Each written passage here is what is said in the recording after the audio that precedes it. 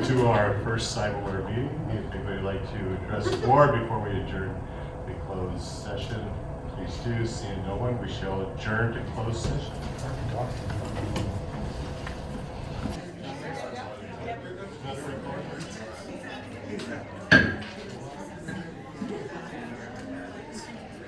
Hi everyone, welcome to our October fall break school board meeting.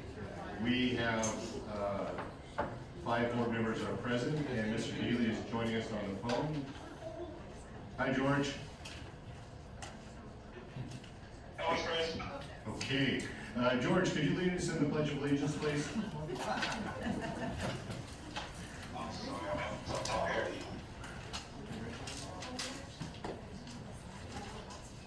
This board leads in the Pledge of Allegiance. Ready, salute. I pledge allegiance to the flag of the United States of America and to the republic for which it stands, one nation, under God, indivisible, with liberty and justice for all. Thank you, Mr. Porter. Thank you, Mr. Neely. Report on items from closed session. Ms. McFarland motion, and Mr. Knack said second, and the board approved the appointment of Christine Alberg as elementary vice president, effective 2021-22 school year, to the location to be determined by the vote of 6-0.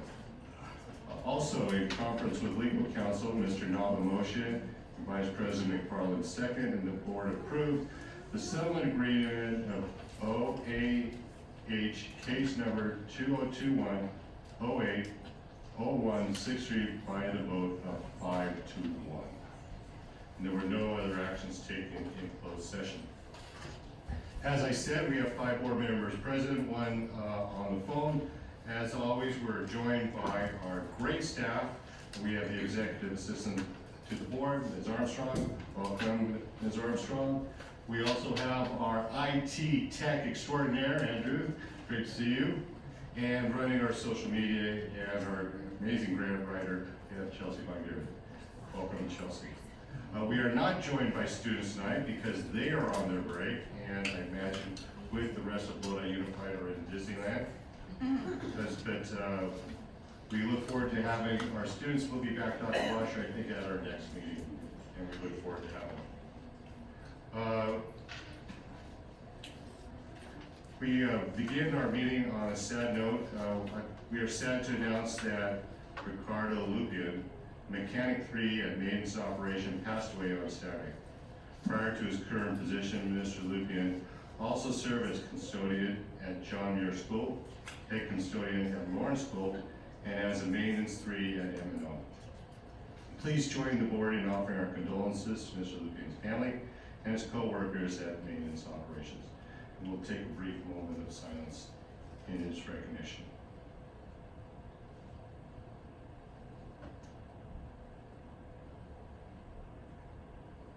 Thank you.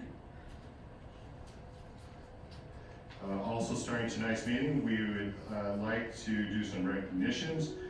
Mr. Young, can you join me at the podium, please?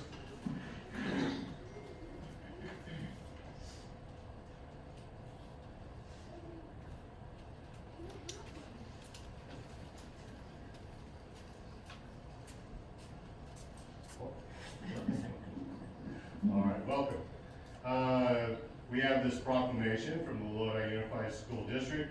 Whereas the title school administrator is a broad term used to define many education leadership posts, superintendents, assistant superintendents, principals, vice and assistant principals, special education and adult education leaders, curriculum and assessment leaders, school business officials, classified education leaders, and other school district employees are considered administrators. And whereas, there's a good word, right? Providing quality service for student success is paramount for the profession.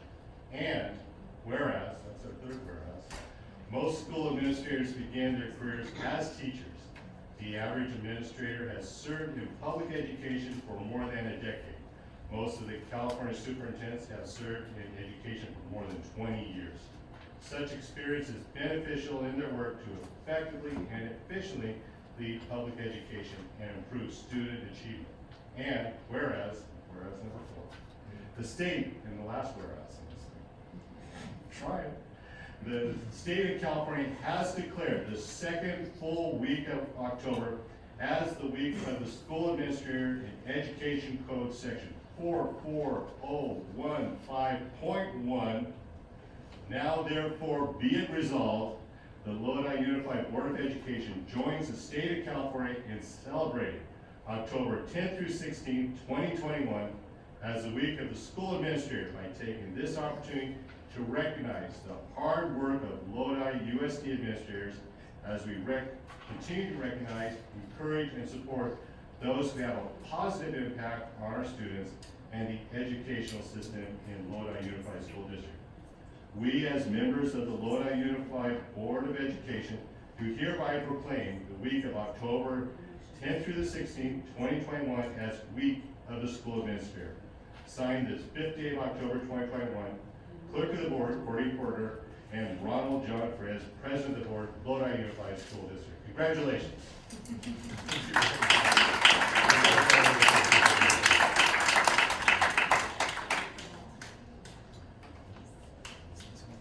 Yes, a few words, please.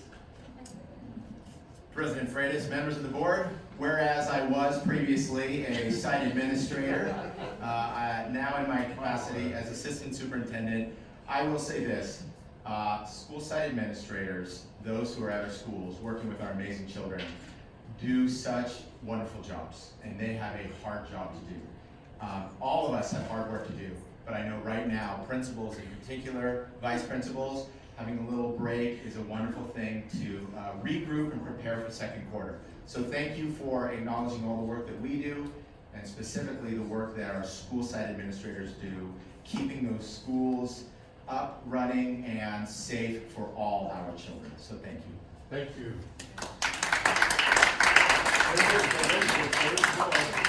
We have comments from the board, Mr. Nava. No, I'm always for administrators. I've always been. I think I worked under 15 administrators during my teaching tenure, so I know that it's a very important job and they care. They run the whole system, and the leadership is very important. You don't have, if you lack that leadership, something can go wrong a lot. The planning that they make, they're on top of everything. Every school that I've attended in Lodi Unified, before the pandemic, those administrators were not in their office. They were out patrolling around, they were in a classroom, and they worked so hard. Congratulations for this week on that. Thank you. Thank you, Mr. Nava. Clerk of the board, Mr. Porter. I think it's a wonderful proclamation and well-deserved. And of course, good leadership is tantamount to success at any school. So yes, all administrators are working hard for the safety and the education of our students, along with their faculty. It's key to our success. So well-deserved. Thank you, Mr. Porter. All right, and then protocol requires any comments from the public. Mr. Neely, are you trying to reach us? Yeah. Okay, Mr. Neely.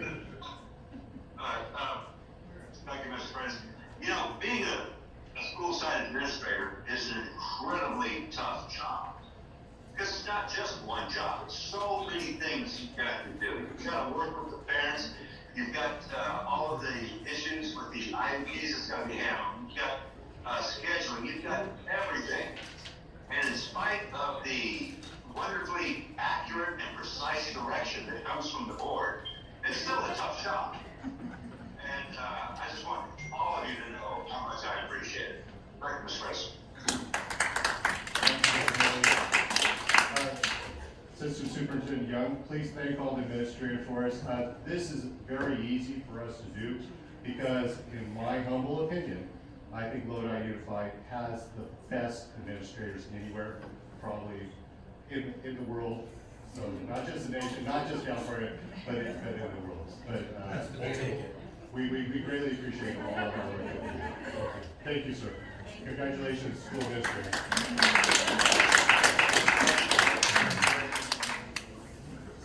Moving on with the agenda, we have Mr. Conley join me at the podium.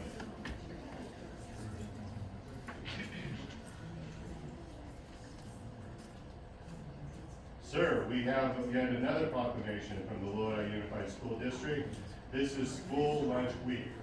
Whereas the National School Lunch Program has served our nation admirably for more than 70 years through advanced practices in nutritional education, and whereas the Lodi Unified School District Board of Education recognizes that children are provided breakfast and lunch daily, are better prepared for the learning environment. And whereas the Lodi Unified School District Nutritional Service Department works with local, state, and federal agencies to follow health and safety guidelines and continues to provide meals that meet the highest possible standards for nutritional quality in a field.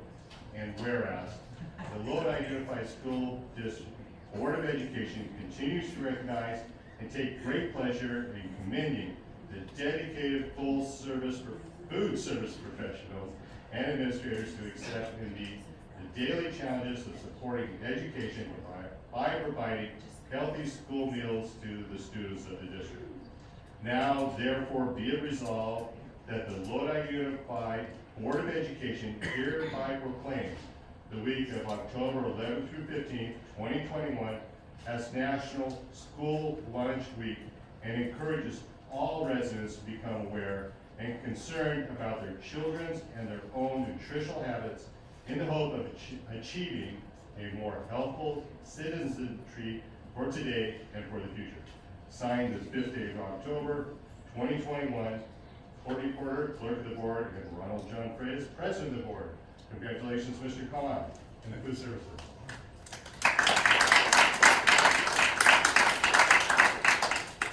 Please. Thank you, President Freitas. Whereas Director Rostamelli and Ms. Oliver have endured remote learning feeding, supply chain issues, lack of food for over a year and a half. Performance has been outstanding, and the only way I can actually language this is, if I may borrow Ms. Donna Harville, your cafeteria manager at Ronald McNair High School. They're killing it. Thank you. Hang on. I think we have some comments on the board. Mr. Knaxhead? Well, I'm not sure how many lunches Mr. Khan has prepared himself, but please pass our congratulations on to those people who do prepare the lunches. There we go. Actually, I did make 298 hot dogs about 2 weeks ago. I was there killing it. And that was lunch. Okay. Thank you, Mr. Knaxhead. Vice President McFarland?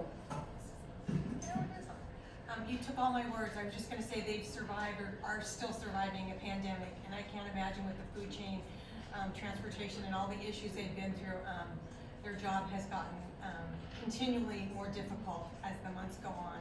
So I appreciate it. I know all their, anyone who prepares meals at the sites, from those who distribute the lunches. I think there's more than just putting a lasagna in the oven at a school site. I think there's quite more that goes into it, and as out in the world, don't realize that unless you've been in the central kitchen and watched. And everything gets to where it needs to get on time, and I think we take a lot of that for granted. So if the Jell-O isn't chilled properly, our children come home, and I had those children too, where the green beans weren't quite hot enough. It's a crisis, and in their world, that's a home run, because the food got to where it needed to be on time and in a range with some nutritional value for our students. So I appreciate it. You could thank the boards also. Will do. Thank you. Other comments on the board? Wait, Mr. Khan. Yes, Mr. Freitas, I just want to say that we have the best nutritional staff in the county or the state, okay? That's it. Thank you. I couldn't agree more, Mr. Nava. And I think a couple things also. Not only we provide school lunches to all of our students, is that correct? Which not many districts also do. Also, we have an emphasis on fresh, that we are not providing frozen foods or quick fast food store individuals. That we are providing healthy, appealing, educational, strengthening type of meals. But Mr. Khan, sorry Director Rostamelli couldn't be here tonight, but please extend all of our congratulations to her. Certainly will. Thank you. Thank you.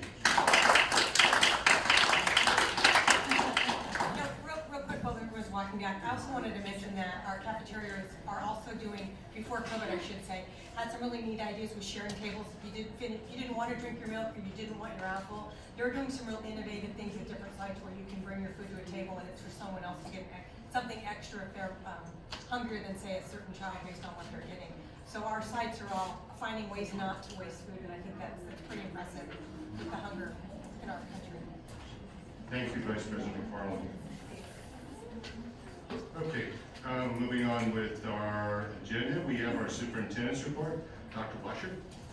Thank you, Mr. President. Members of the board would like to congratulate the Tokay High School Royal Regiment Band, and there may be a picture coming up, for winning first place in the Class 2A division at the 4th Annual Pittman Review of Champions Parade on Saturday, September 25th in Turlock. They also placed 5th overall in a field of 18 bands, so congratulations to Tokay High School musicians. We would also like to thank Family Promise of San Joaquin County for their generous donation of over $2,700 in gift cards for our students and families in need. Dr. Dostie will be overseeing the distribution of the donation of gift cards, so thank you to Family Promise. Also want to let you know that our Inclusion Film Camp is up and running this week and next week at McNair High School. This is Joey Travolta's group, Inclusion Films. They put on a film camp for our students who are in our special education programs. Students learn from professionals in the field about editing, directing, acting, producing, all of the things that go into filmmaking, and there will be a premiere showing of what they come up with in the near future, so we will keep you posted on that. You're welcome to stop by anytime next couple weeks at McNair to see what they're doing. I want to thank our community for the Dancing on Dynamite event sponsored by the Got Kids Foundation. All proceeds going to help our students in various ways with different activities and incentives that they may not otherwise have. I don't have final numbers at this point, but it seems like it was a success with over 200 people participating. A good silent auction and live auction bringing in some funds for Got Kids, so thank you to our community. And thank you to the Dedes for all their work in hosting and putting that together. And one tuxedo. And one overly dressed cowboy in a nice tuxedo. One big one, yes. Very good. Thank you, Dr. Washer, for that report. Moving on, next on our agenda is comments from the public. A 20-minute time period has been set aside for the public to address the board on items not listed on the agenda. Each public speaker shall limit his or her comments to 3 minutes, as is limited for all items on tonight's agenda. The board cannot engage in dialogue about public comments because of restrictions placed on by the California Board Act. We have 14 individuals that have signed up here. So board, I'm going to ask that we extend the 20 minutes to 30 minutes. Is that okay? Okay, and How about if we take whatever's in the box, each one of them's got 3 minutes and give everybody a chance to speak. Sir, this goes a lot quicker if we follow the procedure that's in there. So we do appreciate that, your input, but you will have your chance to give your comments. So we're at 20 minutes after roughly. We will go till 50 minutes after the hour with our public comments, and we'll take them one by one. First up, we have Chris Adam. And Brooke Shamhart, you're second, so if you want to start heading towards the podium, Brooke. Okay. Very good. Good evening. Evening, how are you? I'm very well. Thanks for having me. My name is Chris Adam. I have a child at Byron Elementary, and Chris, we hear you a lot better if you put that microphone on. There you go. Thank you. It work? You got it. Okay, good. I have a daughter at Byron Elementary and son joining the school next year.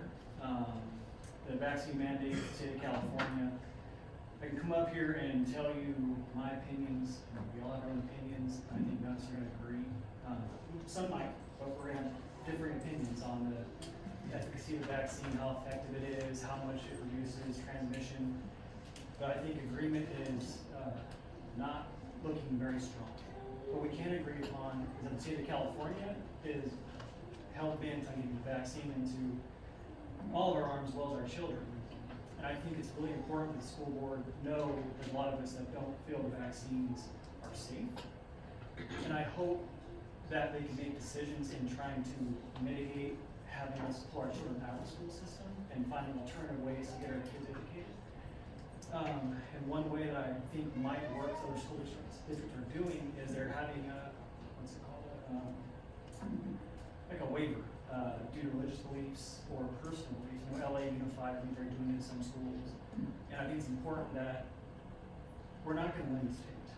Whatever they mandate, I think you guys are just screwed. You're gonna do what they tell you to do, and whether you agree with it or not, it's not your fault. I don't hold you accountable. It's a state.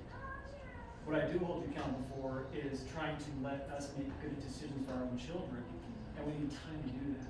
So us knowing whether these, I can't get a word right now, where you can request not to get the vaccine. Exemptions, excuse me, yes. We need to know if this will be available as soon as possible. Because if we know, like, no, it's dead, not gonna be able to get exemptions, like either vaccinations or you are not going to school, we can make decisions appropriately for our children, that be homeschooling, whether it be home private school, I'm not sure how that's gonna work. But I asked you guys to move quickly on letting us know what will be the solution if we choose not to vaccinate our children, if we have exemption or not. And I appreciate it very much. Thank you, Chris.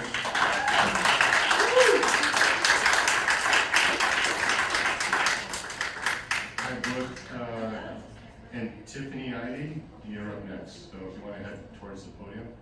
Great. Good evening, members of the board. I spoke with you last time about mandates, and I would like to say that I heard some amazing comments this evening about site administrators. And when I think of site administrators, one person comes to mind right now for me, and that's Julie Bass. I worked for her for 6 years. She's phenomenal. She's one of the most amazing individuals on this planet. And I don't know how I would have gotten through these last 18 months without her, but the district took her from us. We didn't have time to heal after this pandemic. Now I have a new administrator who's also phenomenal, and I'm so thankful for that. But I just wanted to say, in honor of these administrators that we mentioned this evening, we are so thankful as teachers. We're thankful for the board. I just want to say that.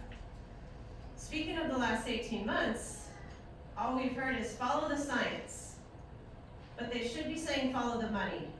That's what they should be saying. Because this is no longer about science. And I know you know that. I've heard you speak it. I've heard you say things like our hands are tied. And he just spoke it too. We know it. We know that you care about kids. I know that you have a hard time sleeping at night knowing that there are parents that are not comfortable with this injection going into their child's arm. We know there are reasons that it's not safe for children. There are studies after studies to show it. I'm tired of being told it's all conspiracy, it's lies. Doctors are coming forward right and left. There are now 10,000 doctors who signed a declaration that this is crimes against humanity. Amen. Blocking preventive measures for COVID so that people will be forced to take a vaccine is wrong, and we all know it. And as a teacher, I already told you last time I was up here, this is my passion. I could not do anything else with my life. Okay? Now, over the weekend, I saw hundreds of posts for Lodi Unified and Galt Joint Union Elementary. Parents are pulling their kids out of school because they don't want their kid to have this vaccine. And that's a tough decision. I love public school. I love being a public school teacher. I take so much pride in it. I could go on forever. What I want you to think about is how Monday morning in New York, there were 3,700 classrooms with no teacher and no substitute. That's a lot, statewide. That could be us in California. And I think it would be safe to say we failed if that happens in our state. So please hear us loud and clear. We love our children, and I want to close with an email I got yesterday morning from a student. This broke my heart. Could you go ahead and forward that to us? Your time's up. I would love to, and I Okay. hope you'll read it. Thank you And so much. anyone who runs out of time is more than welcome to Yes. email the board. Thank you. Thank you.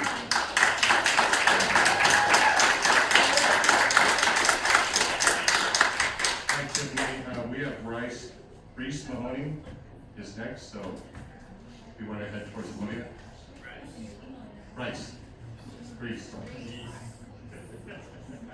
Very good. Good evening. My name is Tiffany Ivy, and I'm a parent of a Tokay High student.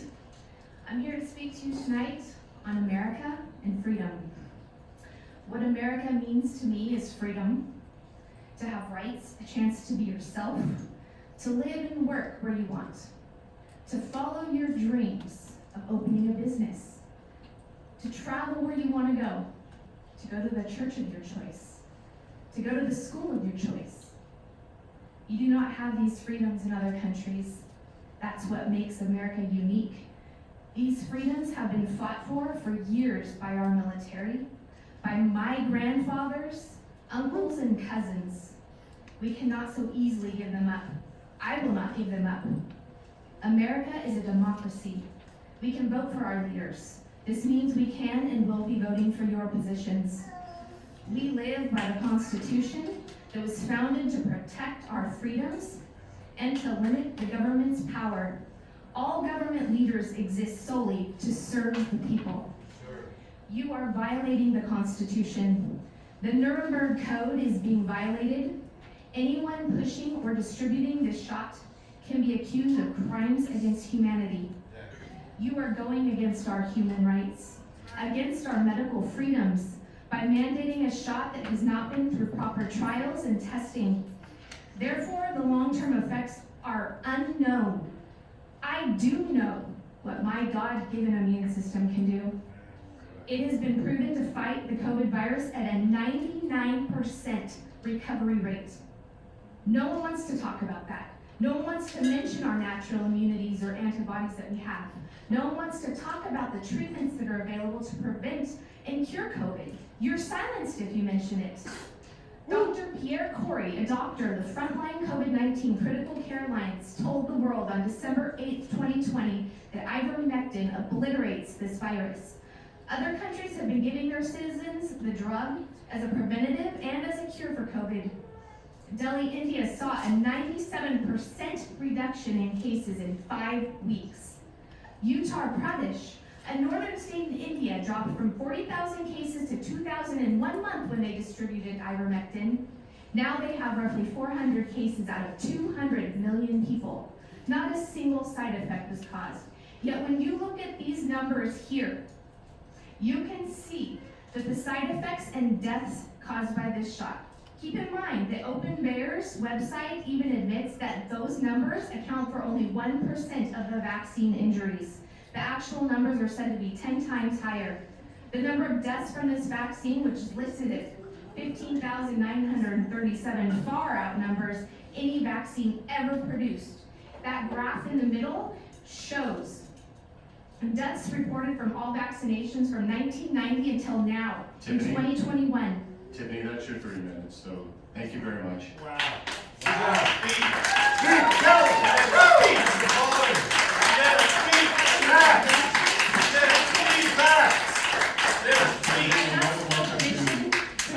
Remarks, so you're more than welcome to email the board with those.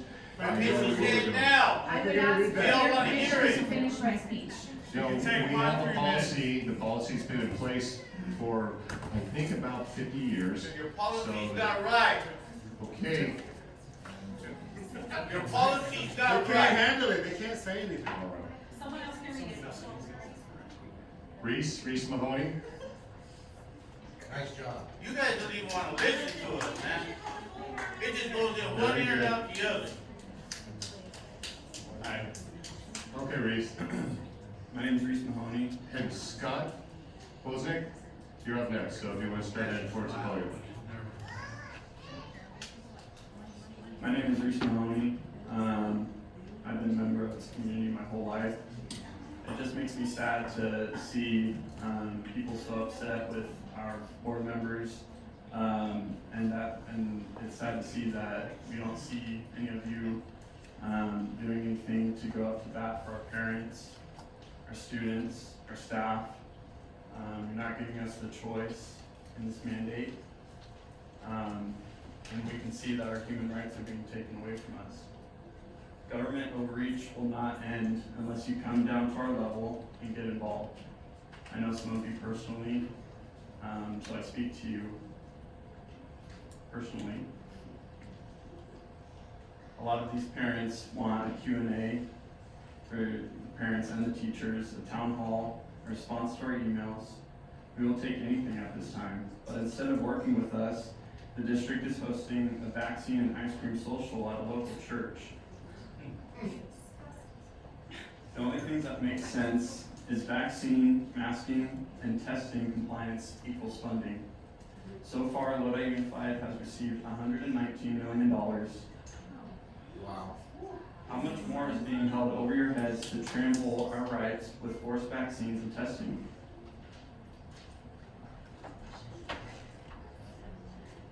We will not support this. We will not support this chemical concoction. Down the road, I hope I don't hear you say, well, our hands were tied and we didn't know the effects. We have told you and will continue to tell you a mandated experimental vaccine is not acceptable or safe for our children. As of right now, my wife and I do not have children, but I can tell you right now, we do not want our kids in this school district. I'd rather leave the state. Amen. I urge you to look up vaccine injury and make your voice heard. At least then you can say you tried. What is the point of having a board if you don't work with or even consider all the opinions in the community? Exactly. I saw that the district enrollment is down and retention of students is an issue. From the data I collected, LUSD enrollment is down almost 3,000 students from 2019. I assume these kids are going to private school or homeschooling. My sister has 4 kids. All of them are not going to public school at the moment. But it's not because she wants to, it's because she has to. I pray that more parents pull their students from this district. And what about the parents who don't agree that they can't afford to send their kids to private school or afford to stay home with their kids to homeschool? This is discrimination. The path you are on is, as a collective board, is causing more harm than progress to our community. Thank you for listening.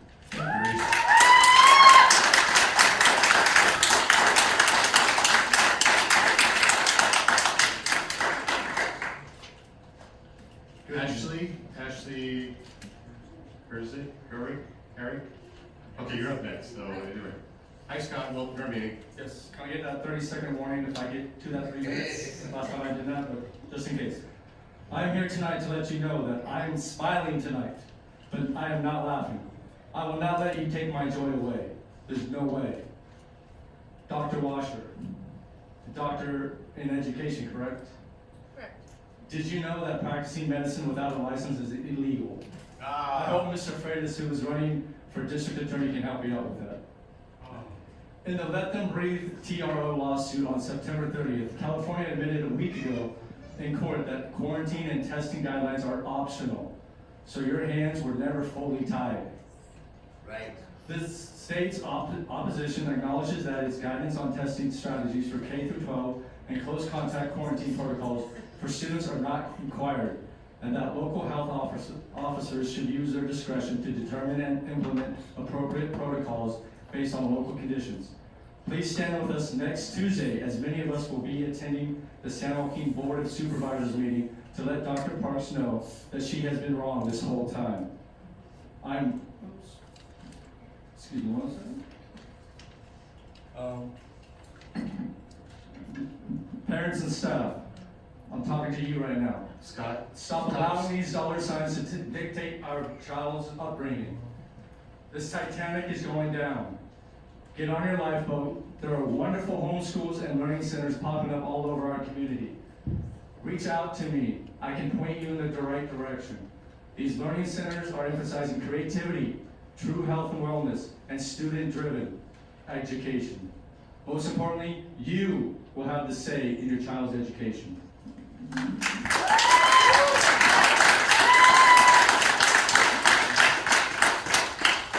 I'm smiling with Rosa Parks, and her famous word is no.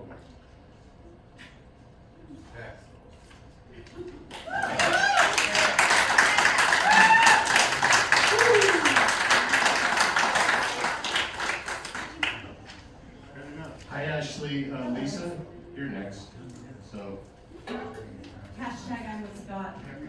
Yes. I agree with Scott. Very Okay, good. so I too would like to know when I have to be tested by. I've emailed Mr. Khan, my director, many people don't know the date still. How am I supposed to plan my future, my family's future, if I don't know any information?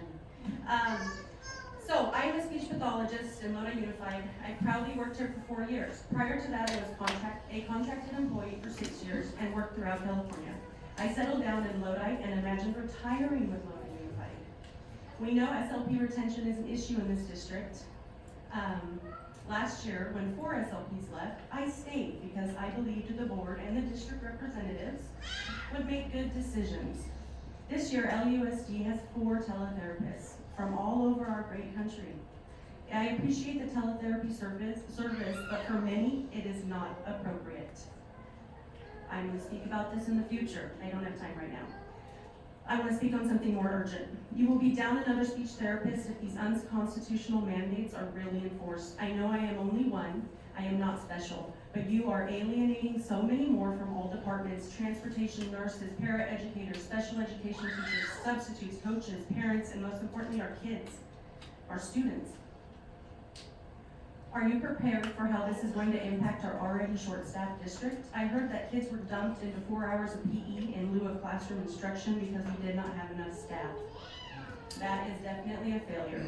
We all know that health is important, but we are supposed to teach at school, not provide extreme exercise 101.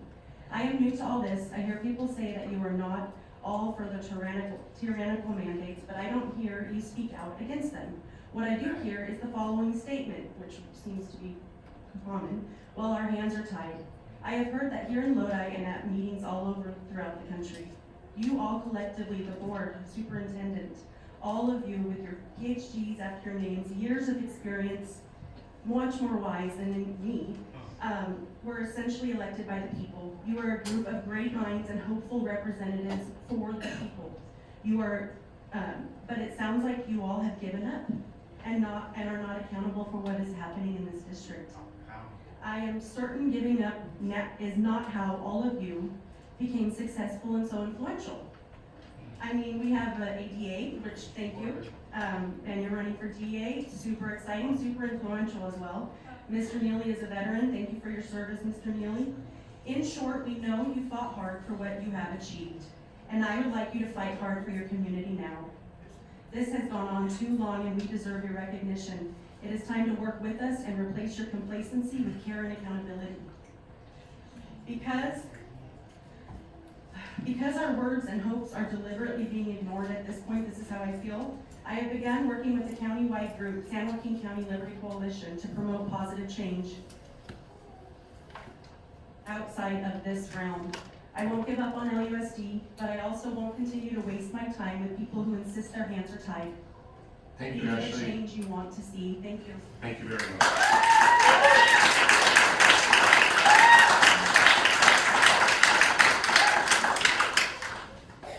Lisa's up next. Lisa's up, and I have Ty Brockenmeyer. Yes. Oh, you're in the hole. Very good. President Reyes, Township Board, Dr. Washer. So I'm sure that my opinion is going to be a little bit unpopular in this crowd, but that's okay. At the last board meeting, one of our community members spoke about the fact that there are, and I'm quoting, baby parts, unquote, in the COVID vaccine. And while the COVID vaccine and other common drugs, both over-the-counter and prescription, have used lines of cells developed from fetal cells from abortions in the 1970s and the 1980s that are still being regenerated today. I just wanted to address that misconception. As a matter of fact, the drug cocktail that helped our former President Trump recover from his COVID infection, Regeneron, heavily relied on fetal cell lines and stem cell lines from from fetuses in his recovery. So for those people who are objecting to the vaccine because of this, please be advised that taking things like Tums, your medications like albuterol, your medications for blood pressure, insulin, let's see, let me go on. I can name over 200 medications over the counter, under the counter, including modern day antibiotics that are all tested on these fetal cell lines. So I just wanted to make that point clear. One thing that I do want to add on is that the previous speaker spoke about sub shortages. Even with the increased pay, which as an educator I appreciate to help attract more substitutes to our district, we need to really work on attracting subs and getting them through the process to be approved quicker. That would be a great help. I know that I am often called on to work during my prep to cover for people who are gone. I myself had to be gone last week for 2 days, and I really appreciate my colleagues who covered for me, but it's just not sustainable. Thank you so much. Thank you, Lisa.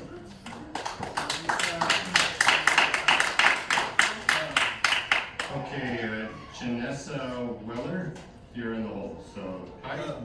My name's Todd Brockmeyer.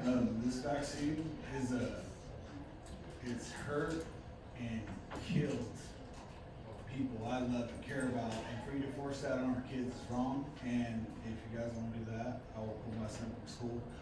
But you just don't go along with it. Stand up, say something back. You can't just say, "Oh, well, I can't do nothing." That's why we're here.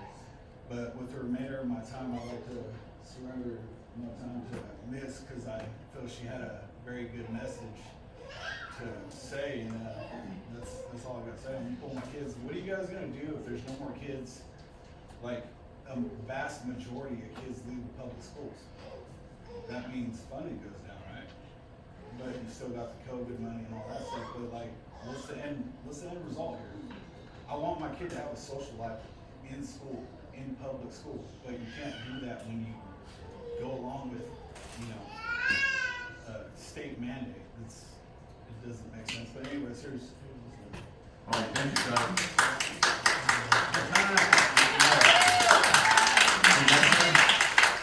So he said he's gonna surrender the rest of his time. Yes, to me. unfortunately,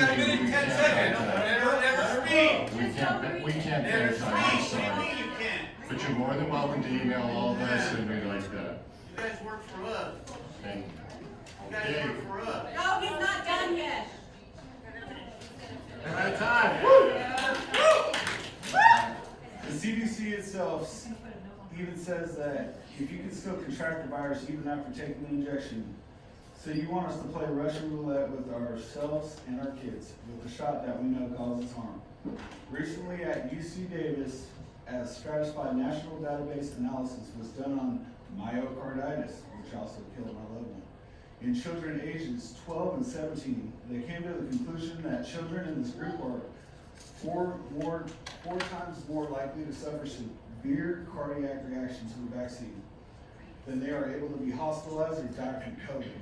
Are you prepared to be solely responsible if one of your employees or one of our children has serious health issues or dies down the road from your decision? Abraham Lincoln stated that America will never be destroyed from the outside. If we falter and lose our freedoms, it will be because we destroyed ourselves. America is the land of the free because of the brave. Do not take away what has been fought for. The freedom to choose, please take this into consideration when making a decision. To force an unknown substance in order to work and go to school without being discriminated. Thank you for your time.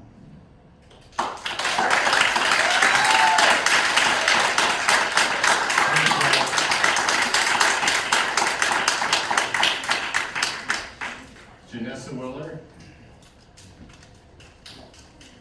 Hi guys. You may remember me from last time. I'm sure you love me. Dear Lodi Unified Board members, I was informed that I owe you an apology. This is from Mr. Neely. Is he on the phone? If you someone could pass this message along then? Mr. Neely, I appreciate that you bravely fought for our freedoms in Vietnam, but I am sorry you won't fight for our freedoms here today. Last meeting, you mentioned extortion, that you felt like you had to give in to their demands. I think it's unfortunate that you're letting yourself be extorted to do something you said yourself that you do not agree with. So you already are bending your knee to the mask mandates, and then now they're putting in more with the vaccine mandates. So you just give an inch and they take a mile. So wrong.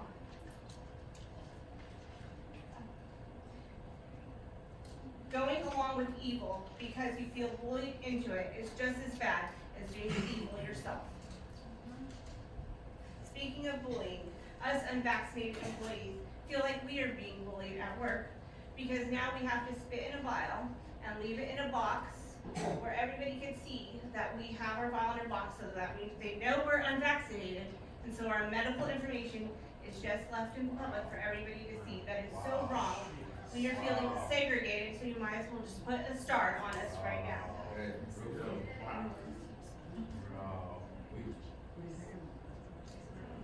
In the words of Edmund Burke, the only thing necessary for the triumph of evil is for good men to do nothing.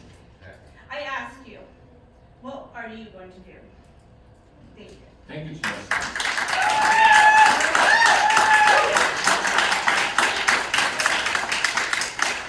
Kenneth Taylor, you're up. And Alex, you're on the hold. Hi Kenneth, welcome. Hi, how you doing? Susan McFarlane, right? Correct. All right, gotcha. Waiting for my wife over there by the restroom, and I overheard that she's, your words exactly, where they let anybody in here. Here I am. Here we are. Let anyone in? That's what she said. But let's move on. That's okay. Your true colors are coming out. So nonetheless, here we are, folks, with everybody spoken already and said all their 2 cents, right? And here we are faced with this mandate coming from Mr. Newsom. And when are you guys going to start implementing this? Even though the dates are pushed out further, last meeting we had, you said you weren't gonna implement anything. And I said, last meeting, that you said this here, but then they're gonna do that out there, which they in fact did, okay? So the hypocrisy is what I called you out on last time, right? But in conjunction with that, we have these, which are trackers and, you know, God knows what they are, but we give them to our kids to monitor our kids as well, right? They take them to school, only to find out that the school is taking them if the kids are seen with them, right? And I'm here to notify you folks. If you take my daughter's phone and don't return it to her at the end of the school day so I can monitor her safe transport home, and anything happens to my child in transit from home, you guys are responsible for that. It's very clear, so I'd like you to take a look at that said policy in addition to all your other said policies. These dates are pushed out, but you are pushing these mandates within yourselves. And you need to reach down into your morals and what is morally right. And to know that you guys are voted in, you can be rest assured, Susan, you won't be getting my vote. Have a nice evening, folks.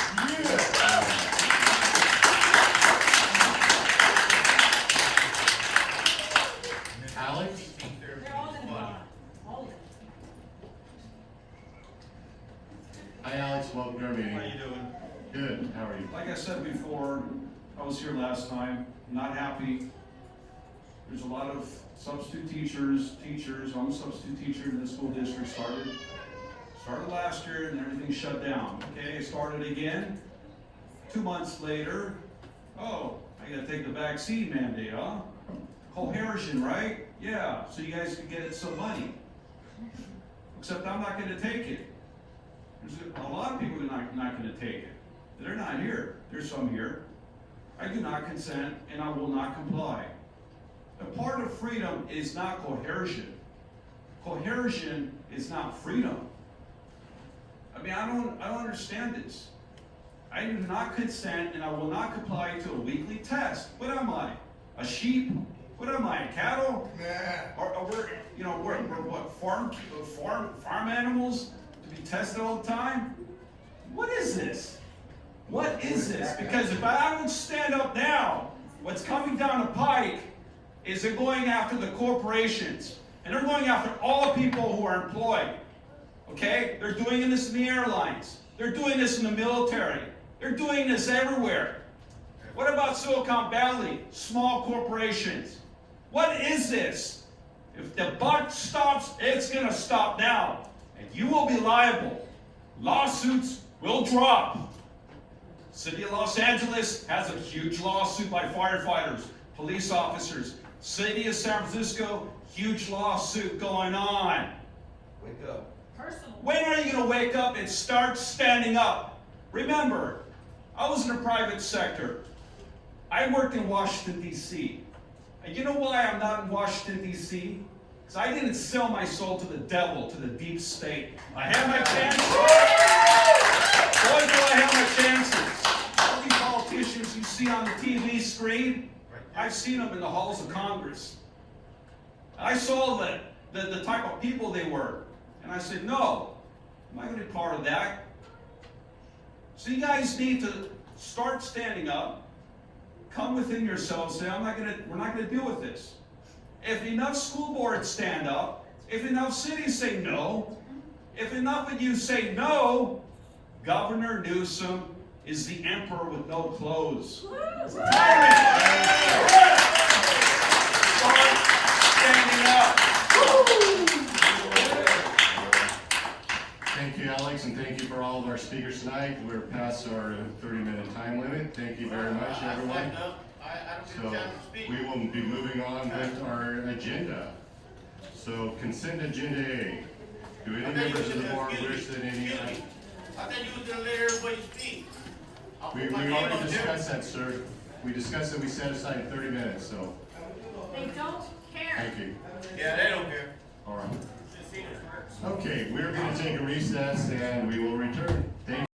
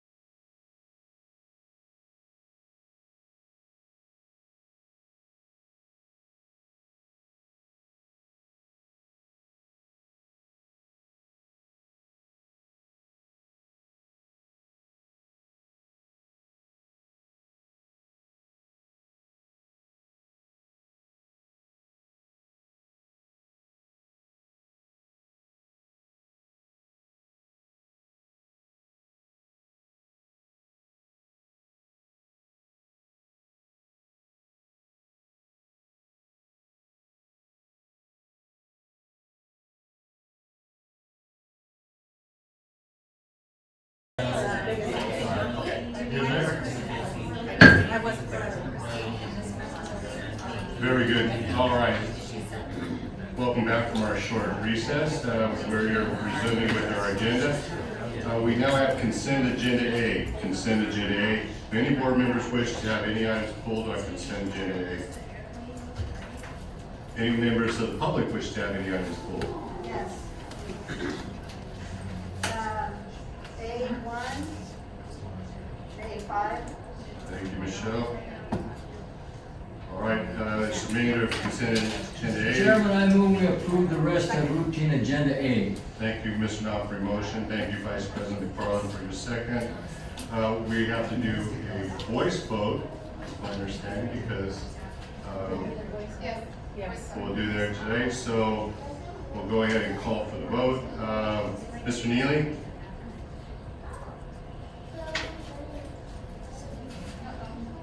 Aye. Very good. Mr. Knackstedt? Aye. Mr. Nava? Aye. Clerk of the Board, Mr. Porter? Aye. Vice President McFarland? Aye. And I vote aye. Remainder of consent agenda A passes 6-0. Item A1, contracts list. Good evening, President Reyes, members of the board, Dr. Washer. I had one question on item number 2, the agreement with Parks and Rec regarding the ACES or Bridge program.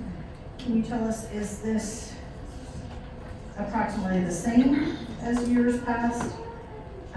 Is it an increase, decrease? I know we are interested in serving more students, and that's been a very successful program, but I don't know if that's an expansion. And I apologize for not getting that question earlier. I'd have to go check, I'm sorry, I don't know whether it was an increase or. I believe it's an increase, small increase from previous years. I don't know that it's because of more students though, because of price increase. Okay. Same amount of schools. Same schools, probably just the higher cost. We would advocate, of course, an increase to more students, with many of those schools having students on waiting lists, and we know that it's a very effective program and serves a wide population. So hope that maybe we can consider that in the future. Thank you. Thank you, Michelle. Mr. Chairman, I move we approve item A1. Thank you, Mr. Knopf, for your motion. Thank you, Vice President Farland, for your second. Go ahead and call for the vote on item A1. Mr. Knackstedt? Aye. Mr. Neely? Aye. Mr. Nava? Aye. Mr. Porter? Aye. Vice President McFarland? Aye. And I vote aye. Item A1 passes 6-0. Item A5. Ms. Orga, Michelle? Thank you. I see the job description. I would just like, again, to advocate, I know there was some question that students have a job to be students. I just personally have seen many designs by our students in graphic design, taking that talent. Really think that it would be a great opportunity for them to show what they can do and possibly get, a monetary scholarship. I'm sorry, Ms. Orgon, that's not what this is. This is the webmaster. This isn't the marketing contract. The webmaster, though, is doing the designs of the logos. No? No. My apologies for misunderstanding. No worries. What I read, I thought that was designing the logos to be for each of the school sites. No. That was a different agenda item. Mr. Chairman, I move we approve A5. Okay, I just have a motion for Mr. Nava. We'll come back for more public comment. Second. Thank you, Mr. Knackstedt, for your second. And Ms. Wilkins, Lisa? Thank you. Yes, I'm looking at the job description for the webmaster, and I would hope that rather than working knowledge, they have some certifications in some of these languages such as HTML, HTML5, JavaScript, et cetera, et cetera. Also, I would hope that you would reach out to the San Joaquin County Office of Ed. I know that they have a coding boot camp And it would be really wonderful if we could get a graduate of that coding boot camp, or at to, as, you know, in this position, or at least get several of them to apply. Thank you. Thank you, Lisa. We have a motion by Mr. Nava and a second by Mr. Connexted. No further comments from the public or the board. We'll go ahead and call for the vote. Mr. Connexted? Aye. Mr. Neely? Aye. Mr. Nava? Aye. Clerk of the board, Ms. Porter? Aye. Vice President McFarland? Aye. And I vote aye, and the motion carries 5-2. Moving on, consent agenda B, student discipline cases. Wishes of the board? I so move we approve consent agenda B discipline case. Thank you, Mr. Knopf, for your motion. Thank you, Vice President McFarland, for your second. Students do not vote on this, even if they were present, so we go ahead and call for the vote. Mr. Connexted? Aye. Mr. Neely? Aye. Mr. Nava? Aye. Clerk of the board, Mr. Porter? Aye. Vice President McFarland? Aye. And I vote aye. Consent agenda B passes 6-0. Other action items, we had the behavioral advantage proposal by Mr. Warren, who, Mr. President, members of the board, my apologies. Mr. Warren apologizes for not being able to be here. There was a family issue he had to attend to. This is bringing back what he reported on previously. It is the action item that goes with that. okay, we can proceed with this without Mr. Warren. We've already had all of our questions answered, so Move to approve. thank you, Mr. Connexted, for your motion. Second. Thank you, Mr. Porter, for your second. Any comments, further comments from the board? Further comments from the public? We'll go ahead and call for the vote. Mr. Connexted? Aye. Mr. Neely? Aye. Mr. Nava? Aye. Clerk of the board, Mr. Porter? Aye. Vice President McFarland? Aye. And I vote aye. Motion carries 6-0. Personnel matters. Ms. Yeager, so wonderful to see you here tonight handling personnel matters. Thank you. What do you have for us?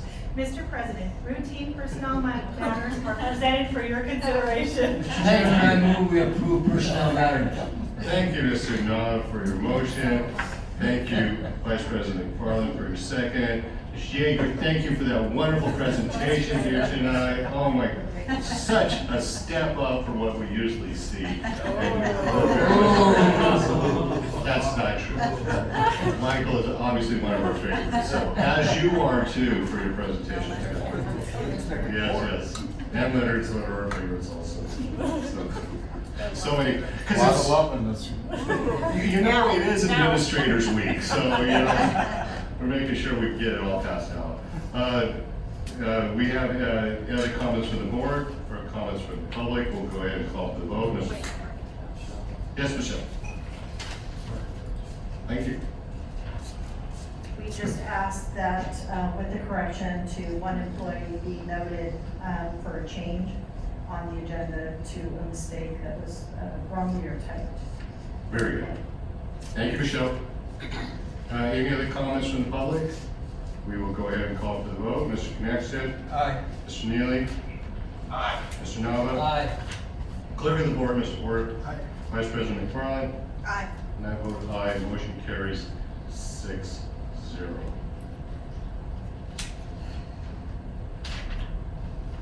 Reports. We have the Learning Recovery Plan and Alternative Dispute Resolution grants. Mr. Warren?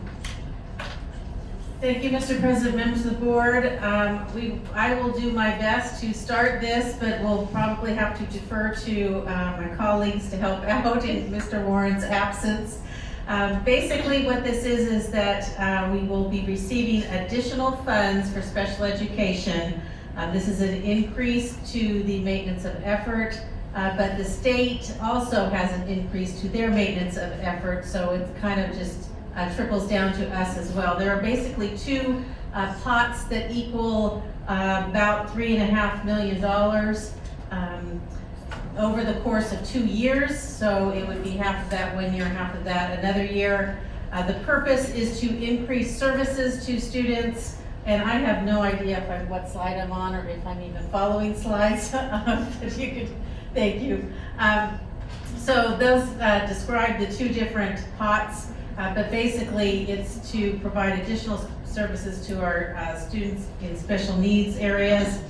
And the actual grant was due already and has been submitted. We are sharing with you what Mr. Warren, in consultation with Cabinet, had put in that. It is not set in stone. It can be modified and changed. Something had to be submitted in terms of what the district is thinking about in terms of services. And of course, any increases to FTE would come to the board in a different format anyway. We can keep going.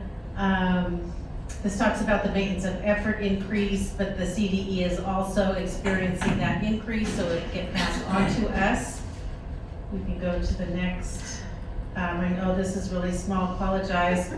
This is the outlines the budget expenditures, looking for some additional FTE in areas that serve special ed students. You can see speech and language.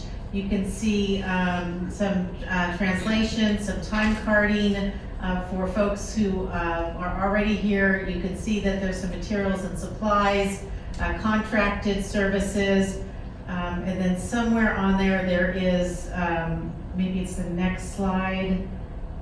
There we go. RSP teachers, another special education teacher, school psychologist, speech language pathologist, some paraeducators, all to increase services to students. So, as I said, it is over a 2-year period. And this outlines the plan that Mr. Warren put in the document that he submitted to the state. Always concerns about short-term money, even if it's over 2 years, what does that mean in the future? CDE has indicated, although not guaranteed, that because their maintenance of effort is increasing, that will trickle down to us as well and will continue. So if not, then of course we would make adjustments at that time.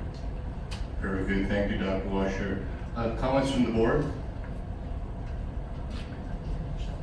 Comments from the public? Thank you. President Freitas, members of the board. I know I kind of picked Mr. Khan's brain about a couple of things.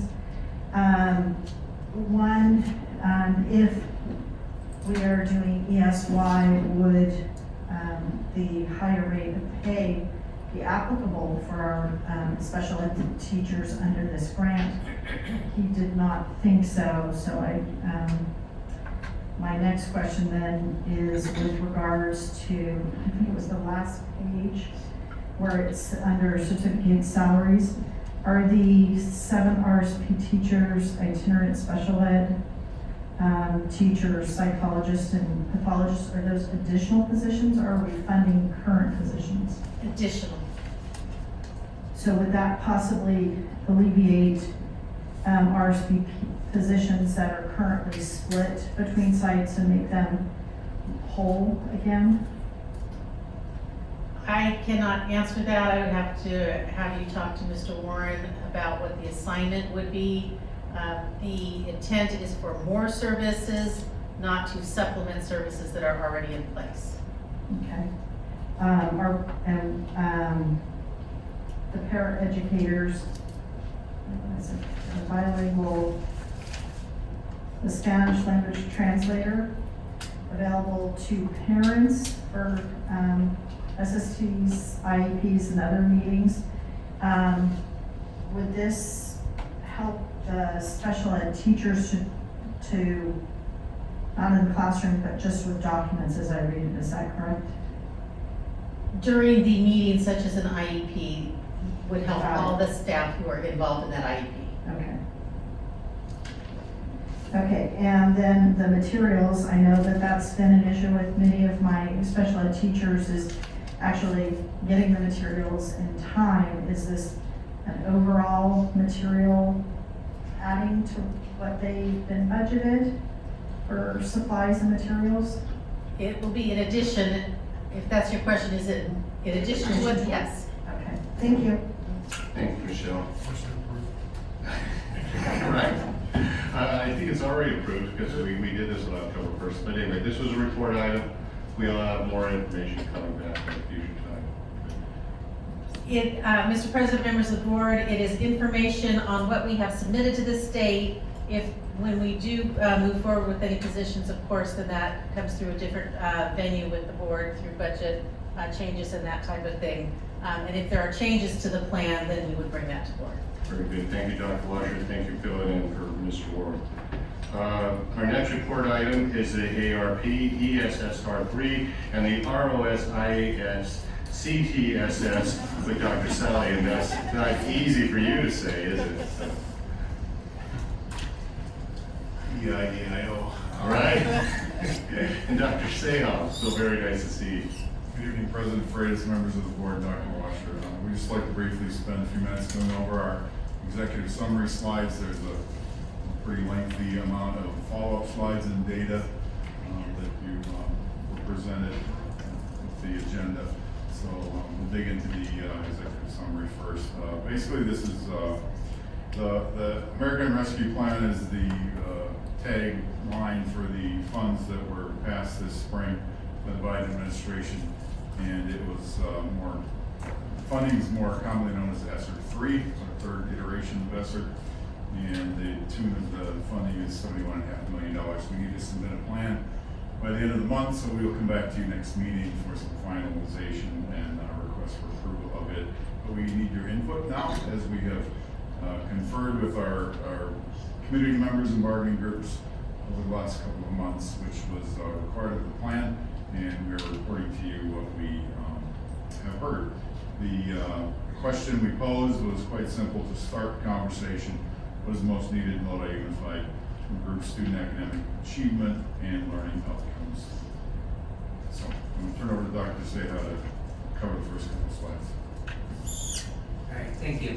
Hi, Dr. Sehal. Welcome to the meeting. Good evening, President Freitas, members of the board, Dr. Washer.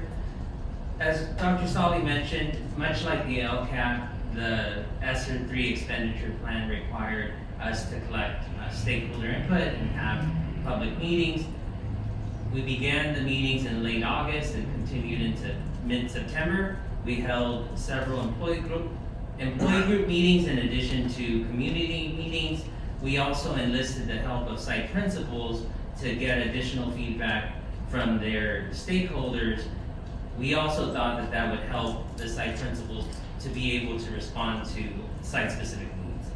As you can see on slide 2, there's some areas that stood out among the allowable uses.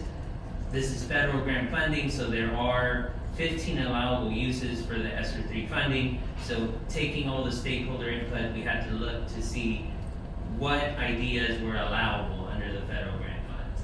And you can see the bullets there outline some areas: after-school tutoring, summer school, supplemental instructional supports, counseling and mental health support continue to be an area of concern, behavioral supports, and then the last few are more related to safety.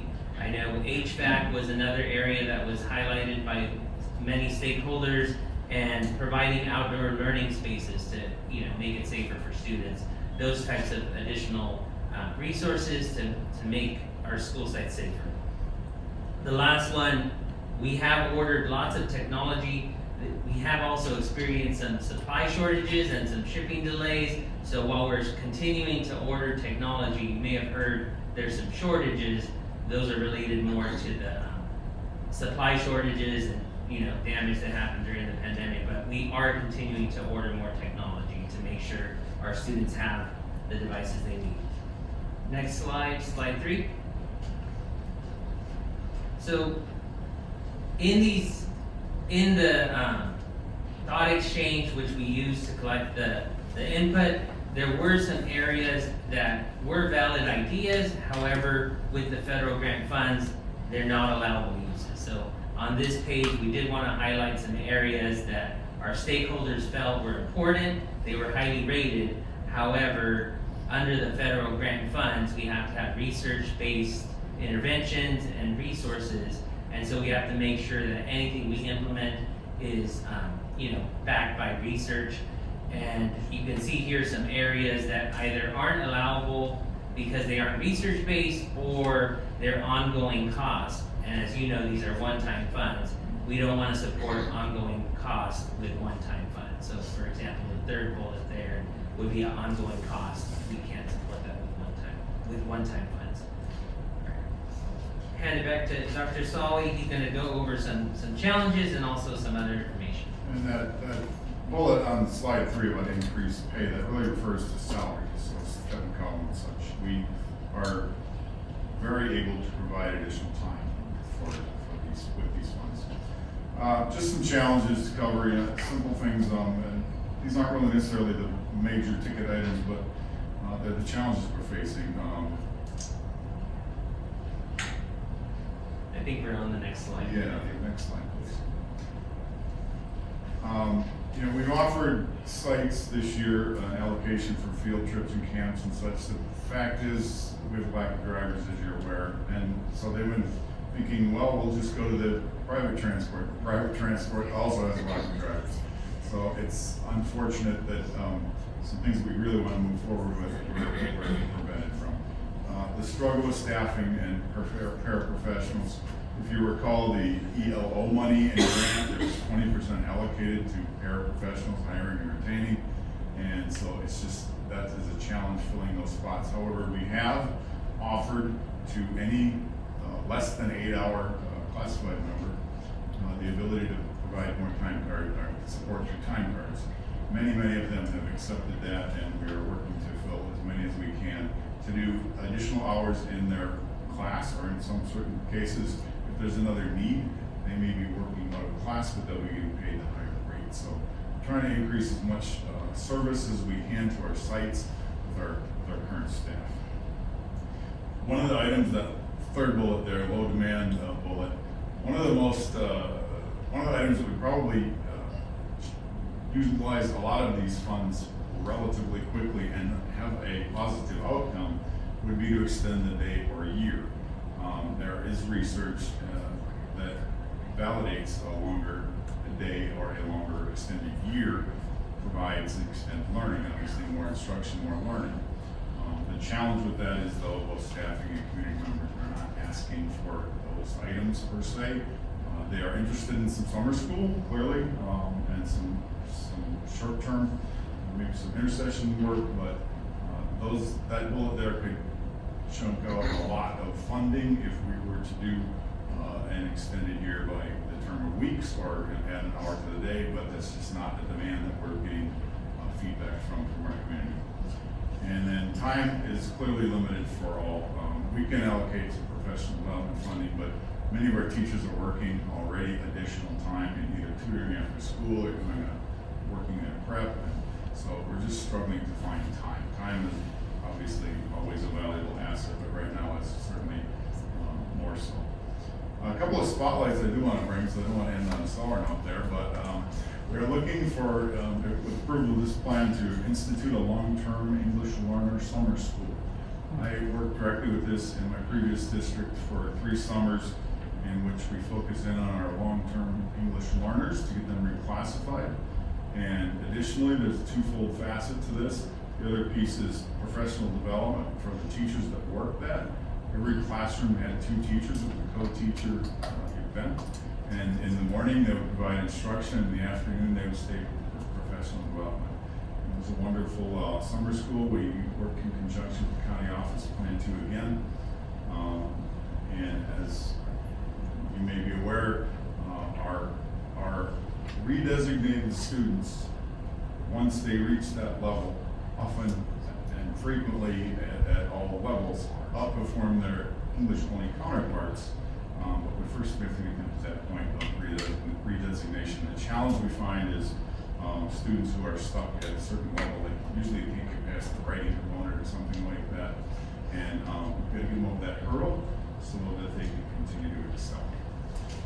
A math program update. I just spent yesterday and today at Washington Elementary. We had about, I want to say 38 of our wonderful teachers participating in a math adoption committee, doing up 2 days of their summer, looking at new programs with some reinforced or newer and more rigorous digital components, as well as updated curriculum and features that I think would benefit our students greatly. And that went very well, by the way, and hopefully we'll get some pilot lessons going. We'll try to get communication out when I don't see one, we can get you hooked up and visit one of those classrooms. We have provided a significant increase in technology support, obviously in terms of hardware, Chromebooks and such, hotspots, but also in terms of our instructional programs. You're probably familiar with the Google Classrooms, the Seesaws, the Camis, the Dreamboxes, and all of those. We have many, many programs out there that are being utilized and utilized well. At the end of this funding, it's going to be the challenge of which ones do we retain, but right now we have the funding and we can certainly make use of those, particularly with the distance learning that we passed our experience last year, but students are now still utilizing those tools very well because they became quite familiar with them last year. And the benefit of having testing on site for our COVID testing, that's a benefit to our employees who require to be tested, and also not requiring our families to go elsewhere. And we have provided some facility improvements with some of our previous ESSER money, which we'd like to continue with this round of ESSER. I don't know if you've been to the front office at Westwood is one example. Beautiful remodel of plexiglass dividers for safety. Replace the carpet with hardwood flooring again for ease of cleaning, and just a really nice upgrade to that front office. So we hope to include some more of those. The next slide, please. And consideration for additional staffing based on your input and your priorities. We obviously, as has been already mentioned, this is truly one-time funding, but it expires in fall of 2024. So we could potentially utilize these funds for additional staffing. Now, staffing such as intervention supports, social, emotional, mental health supports, paraprofessional supports, those that respond to the loss of the impact of lost learning time and distance learning challenges, as well as safe return to in-person instruction. ESSER funding is one time, but again, like I mentioned, just it's 3 years worth of funds. Possible staffing additions, I mentioned a few already, and I know previously we've listened to your thoughts and comments. You've also mentioned in the past some administrative assistant principals, vice principal support, mental health supports we mentioned at a previous meeting when we met at Bear Creek, and for additional health and safety planning, adults custodial needs could be improved, and then potential offering of a coordinator of student support services. We have support services that are provided under our special ed arm as well as our secondary ed arm, and it's Dr. Dostey and Keisha Price and counselors and other support services in that realm are sort of not housed centrally. Some districts of larger size would have a student support services office, so the possibility would be bringing coordinator of student supports. Again, the challenge with this is in 3 years, there's 3 choices as far as funding. We find new funding, we reallocate LCAP or LCFF funding, which means that you're reallocating that. Something comes into the pie, something has to come out of the pie, or the positions are closed. We do, and we will be coming to you pretty soon with LCAP news and communications as well. That starts at the end of the month. Our LCAP is expected to grow in terms of $4 million, and that is an additional over last year's LCAP. So that is a place where we could expand, and that would be ongoing funding. But again, in comparison, this is $71 million. That's $4 million. So we have to be careful where we go. So next slide, please. So that's just hopefully input from you, as well as the other documents that were on this slide, and there were some links. I hope you caught some links on the last slide to the thought exchange, went directly to the various hundreds, actually I think thousands of comments and thoughts, or what they're called, provided by the community. In transparency, I think we moderated up too because a name was mentioned, and it wasn't that it was mentioned in a poor way, but we just didn't want anybody's name to be called out there. So input from you is requested and direction. Again, we would need to come back to you at the next board meeting with a more final plan. All right, very nice presentation, Dr. Sally, Dr. Sayon. Dr. Washer, what exactly are you looking for from the board? Thank you, Mr. President, members of the board. We're interested in hearing from you if what you heard from Dr. Sally and Song's report sounds good. If there are things that you are concerned about, you're not interested in, things that are missing, that did not get discussed, that type of thing. All right, sounds really good to me. So, but other comments from the board? Mr. Neely? No, sir, I think Dr. Sally has a great handle on this, so I'm good. And me too. Very good. Other comments from the board? Mr. Porter? Hey, can we go to slide 1, please?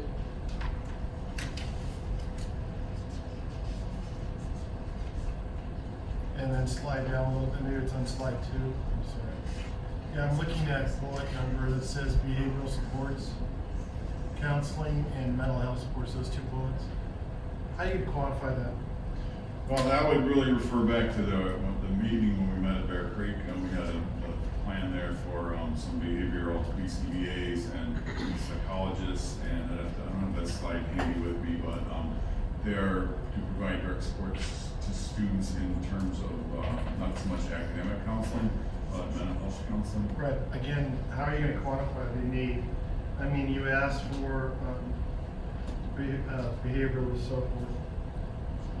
Oh, the quantified referrals for support from either teachers and or other staff members. Yeah, but in terms of staffing and your need, how do you quantify that?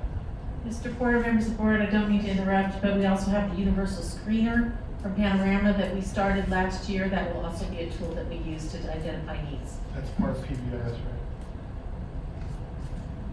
No, well, Yes.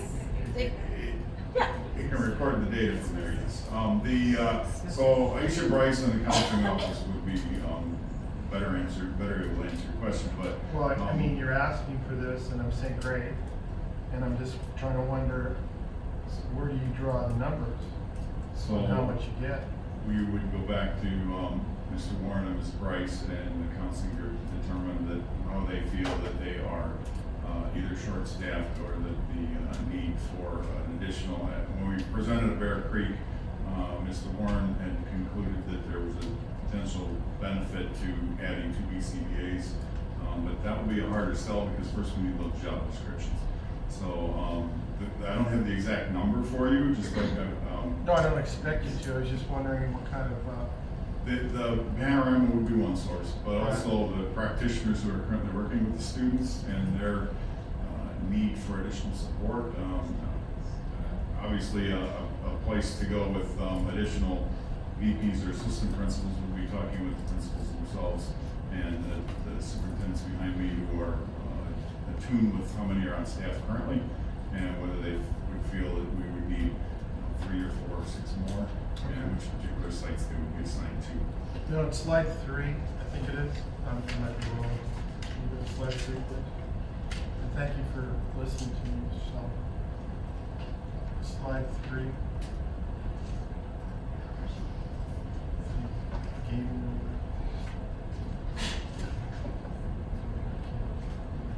over. That's slide 3. Very good.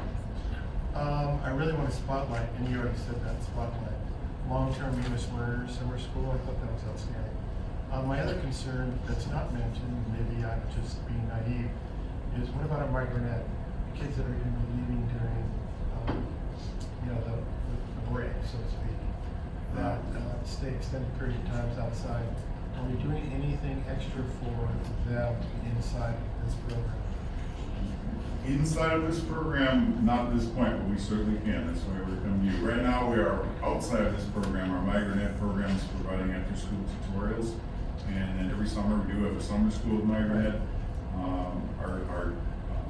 Again, for honesty, our challenge has been getting the tutors to provide the work. We seek to get our teachers as those tutors, and again, they are kind of worked to. Yeah, I just wonder if there's something extra. But those students would be very likely candidates for the summer school, this Right. one here. Right. But we work primarily with the county office on our migrant ed program Yeah, currently. I I hope to bring that more in-house as we now have the coordinator. okay. Generally, those students are often the older ones are the long-term students who come to this summer school as well.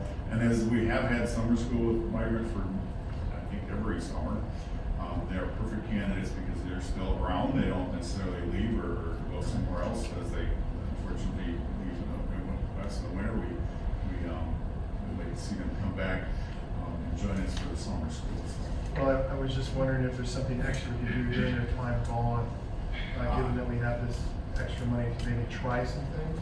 Absolutely. Actually, we certainly can. I'll factor that in, but we're working at capacity to spend the migrant budget we have because of the fact that we haven't been able to get tutors. So we're trying to find some other tools, working with some consultants or some outside providers that provide additional supports to migrant ed and they used to work in our summer school program years back under No Child Left Behind. They were jump into math they work with our parents. They're also asking to have an opportunity to work with our students. Okay. Thank you for answering my questions. The reason why I ask questions like that so much is I try to see your position through your eyes because I'm not in your shoes. And if I have to make a decision, I want to know exactly what you are trying to deal with. And I appreciate your effort and time for answering my questions. I appreciate that, Mr. Porter. I'm at any time available for a phone call or an email as well for any of the board members. Currently, I can't email. Bring your fast notes. As we seek we seek to always meet the board goals.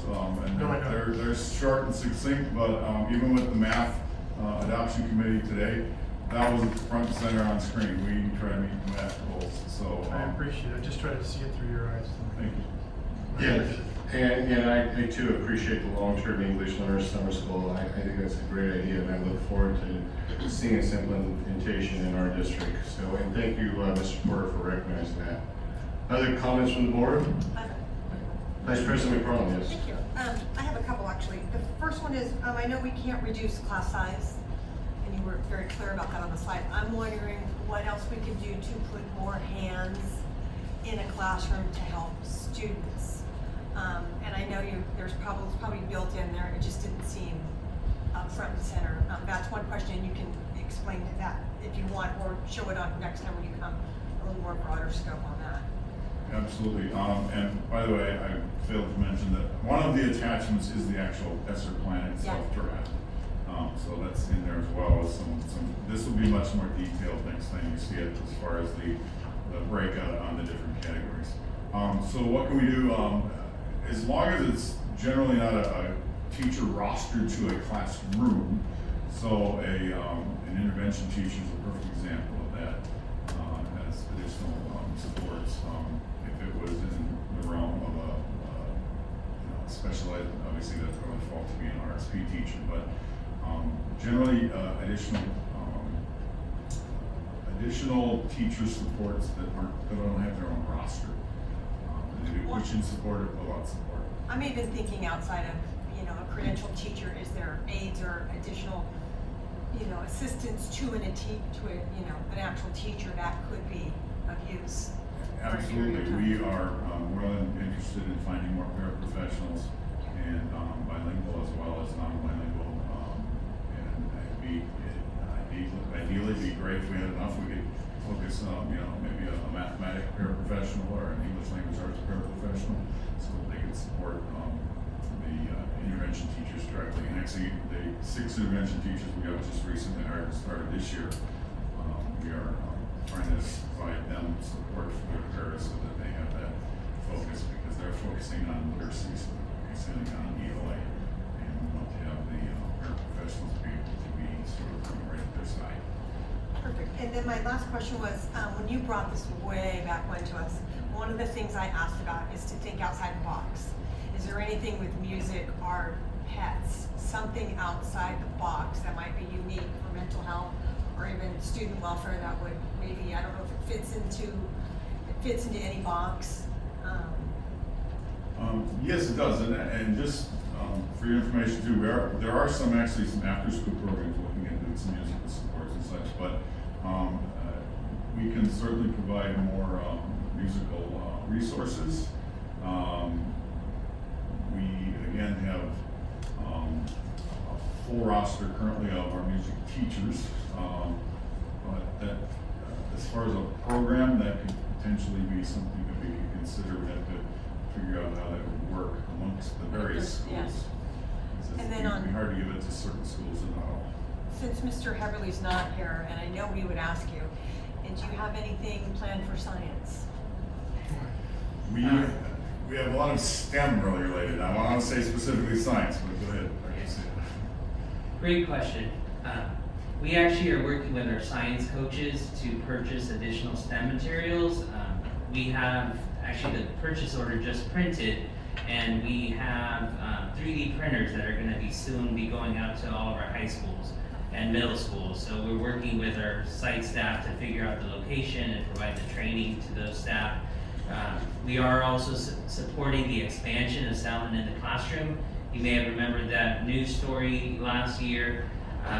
Actually, I think the teachers, so that news story about Elkhorn and, the Sound in the Classroom and how that program went fantastic, and we're looking to expand that. Those resources are also being ordered out of the ESSER funding. So we are looking to see what programs we have that teachers have developed and, that are very successful programs, and we're looking to expand those programs. So yeah, we're trying to think as much as we can outside the box. We are also looking at less than full-time existing employees and trying to offer them more hours if they have the skills and capacity to support the students in the classroom. We're working with our classified staff, with our certificated staff to provide additional supports in the classroom. Thank you. Very good. Other comments from the board? Mr. Yeah, Melvin? yes, sir. Mr. Sally, Mr. Zeha, great job on this report. The thing that I'm concerned about, I like that long-term English learners summer school that you talked about. And I know that Lodi Unified is unique, and then we have two areas. We have North Stockton and Lodi proper. Are you prepared to have those summer schools in both areas? Yes, now this program I can't say will be in both, but other than, as compared to last year where we had a north and a south school, we are seeking to have multiple sites in each city this year. This particular program may need to start in one site and grow. We have to build it up. It took, like I said, there was 3 years in my previous district, and it grew each year. I think it may have doubled each year in terms of how many classes and teachers. To be able to offer it in both, that will be a challenge, but that will certainly be the goal. Well, you having the experience, Dr. Sally, I think this is going to be a great program. I'd like to actually attend some of the sessions in summer school to review that. Thank you. Very, very good job. Thank you. Thank you, Mr. Melvin. Other comments from the board? Comments from the public? Michelle? Thank you, President Freitas, members of the board. Dr. Washer, Dr. Seha, and Solly, thank you very much for this. I know we had input from membership on thought exchange. Not everyone's favorite thing to do and to give input on, but we did get some comments, I think, that were valuable. A couple of questions. One, if I may, Mr. Freitas, I know, as I believe it was Mr. Dr. Seha just mentioned, the 3D printers, I believe that's through the grants that individual teachers or a group of teachers, science teachers at Bear Creek filed. And I don't see on the executive summary specific, those grants outlined. I don't know if it's just because of the different areas the grants fall in. Love to see that expanded as to what the grants were that were applied for, so far and that have been funded. Great to hear about the science, 3D printers. But we'd like to see more about the grants that teachers have applied so far for. And I don't know if Dr. Solly can, or Dr. Seha can explain where that is specifically outlined here. Dr. Solly, the mini grants are actually being funded out of the ELO funding, and which is not this, which is why you won't see it here. Okay, so the 3D printers weren't out of ESSER, not yellow? The 3D printers were actually purchased with ESSER 2, which is the current funding source that we have available.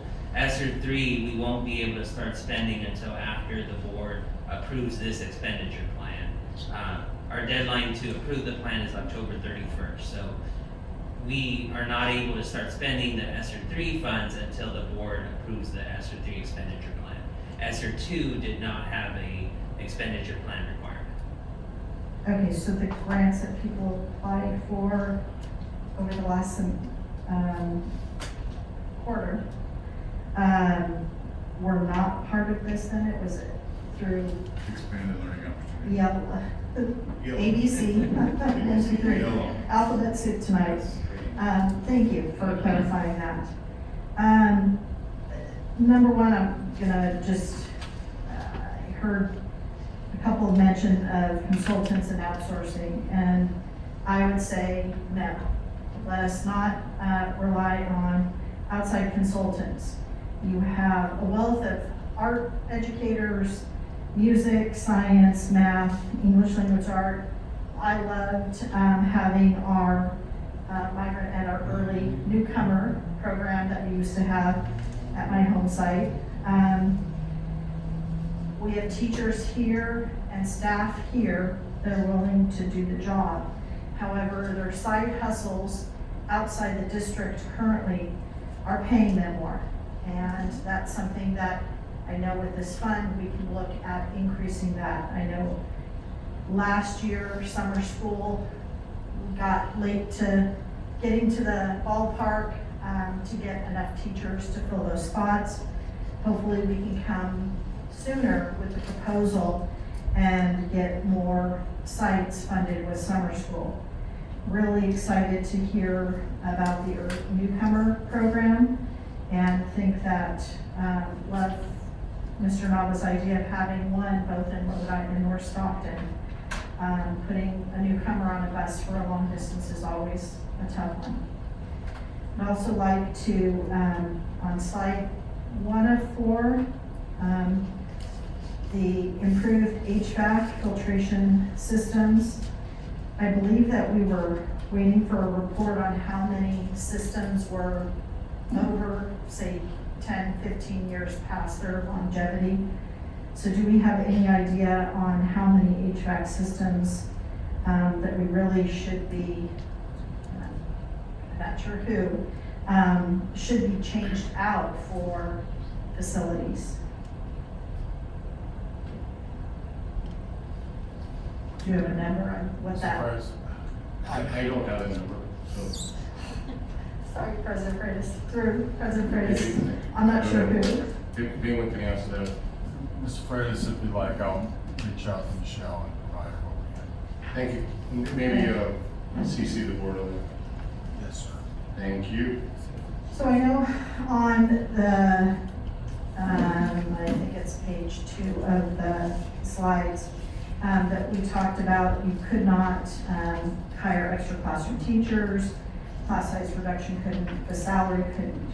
But I think if you look at our neighboring districts that have offered stipends, a higher rate of pay for intervention, for summer school, so that teachers aren't going out and, working charities or something that pays at a higher rate for a short term, in order to help them. I really think that you would see more members participating. I know that teachers, I thought very highly of the summer school program. I'd like us to think of outside the box where every kid is like, oh, it's the same. Something to really energize them and excite them, whether that be like the middle school science camp that they did last summer, or some art, music sessions that are included in the day and the rotation. We also have heard from teachers with the professional development. Many are looking at new educators in our membership, looking at small reading group intervention professional development, and glad bringing that program back to for PD for our learning to read by 3rd grade. And definitely have heard from paraprofessionals. I know that my colleague is not here, but many of my teachers have heard from their paras that if there was more to offer them for a short time after school, that would be beneficial for them to stay. And then, I believe lastly on this, I really feel very strongly that we need to keep this in-house as much as possible, keeping our employees with our students for the longevity and not contracting out with other services. We have the professionals, they're willing to do the training. Let's get them on board for doing these extra things. And I hope that you consider the extra for the extra time that they're putting in and keeping them within. Thank you. Thank you, Michelle. Lisa? President Reyes, board members, so again, going back to, we can't support increased pay with one-time funds, but again, how about we've increased the pay for substitutes? How about increasing pay for teachers who sub during prep? Again, because of the lack of subs, that would be one great way to boost morale, show teachers that they are valued and they are seen. One of the things that I am seeing is that we really need summer school for middle school. I know last year we did summer school for elementary, we've always done summer school for high school for credit recovery, but our middle schoolers, I'm telling you, especially in math, they need the help. They really, really, really need the help, and we need to expand that. Even though I teach science, science is nothing more than applied math. And they can't, it's just appalling to me that most of our math is simple arithmetic, addition, subtraction, multiplication, division, and they're having issues with those basic facts.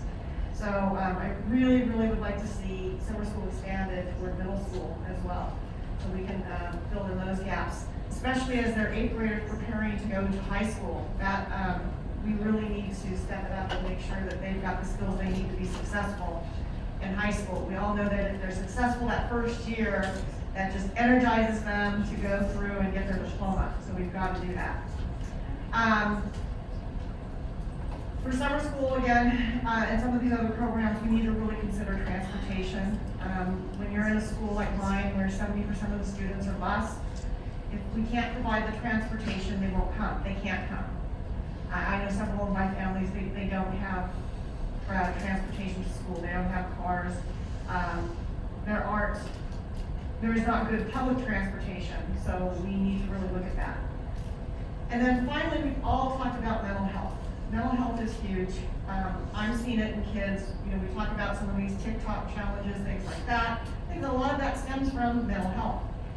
So we also need mental health supports for teachers and staff, because I'm seeing teachers and staff getting burnt out, and also dealing with children who are needy and misbehaving and acting out. It's draining on them. So we need to do something that supports our teachers and staff.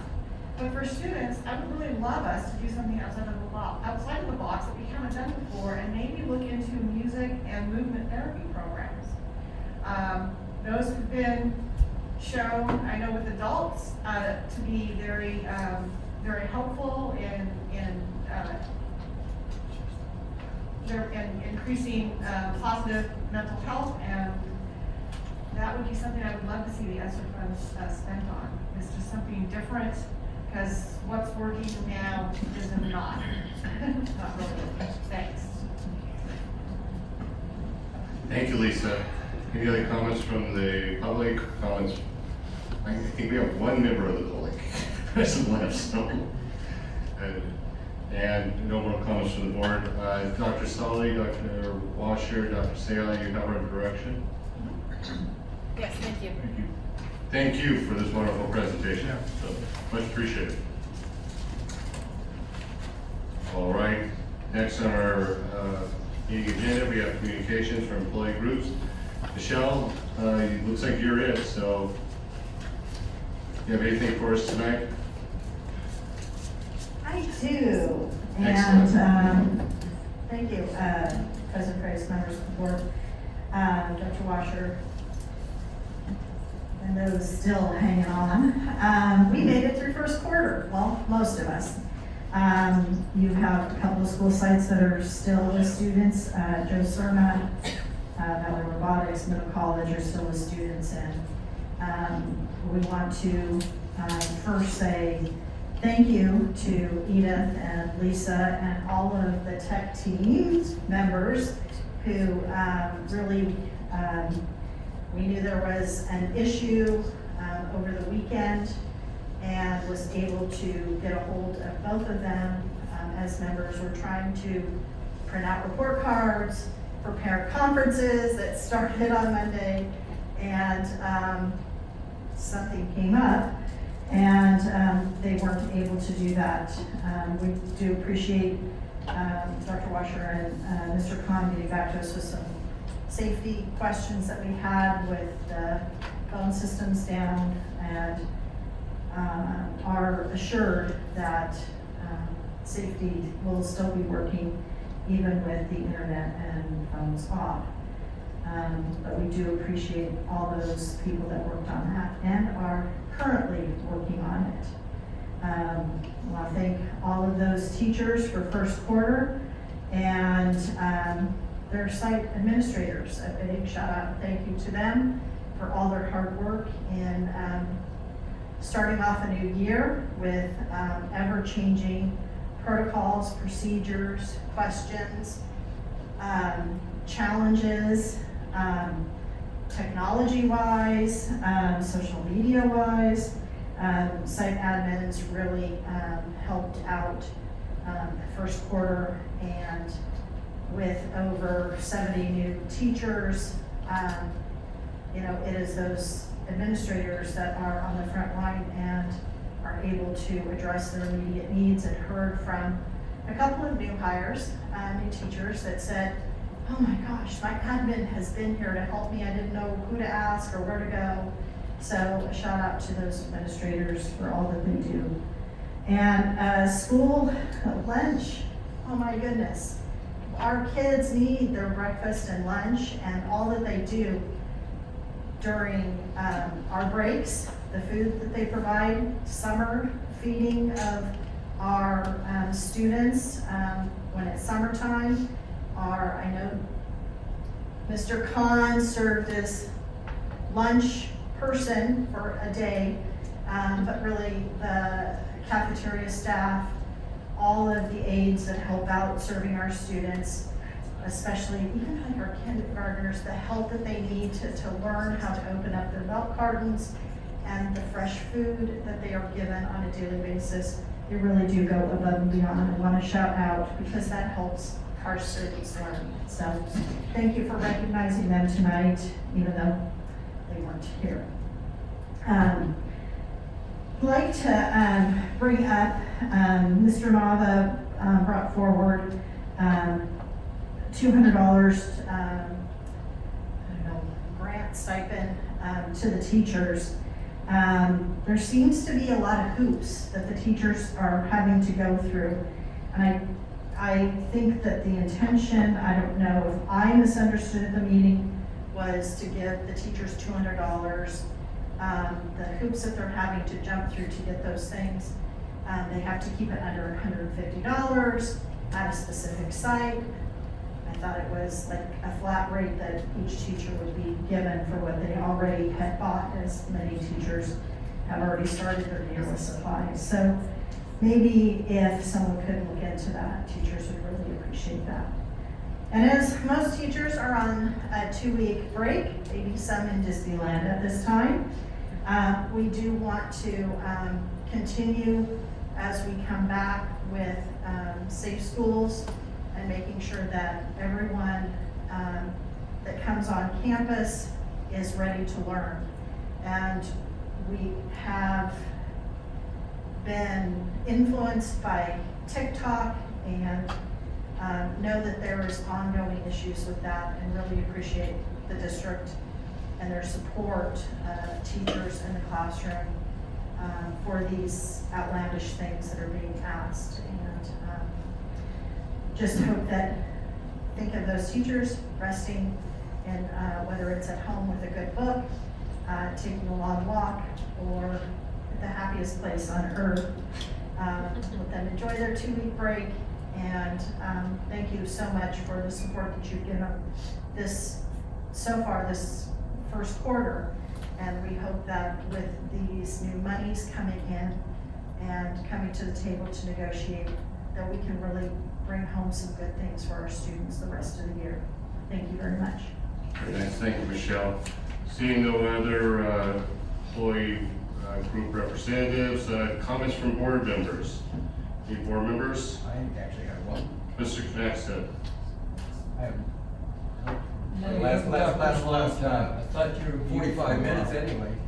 Yeah. Anyway, the city is, this is kind of a nice feel-good story, I guess. The city of Stockton has painted bicycle symbols in the bike lanes on both sides of the State Drive from Creekside School down to about a mile.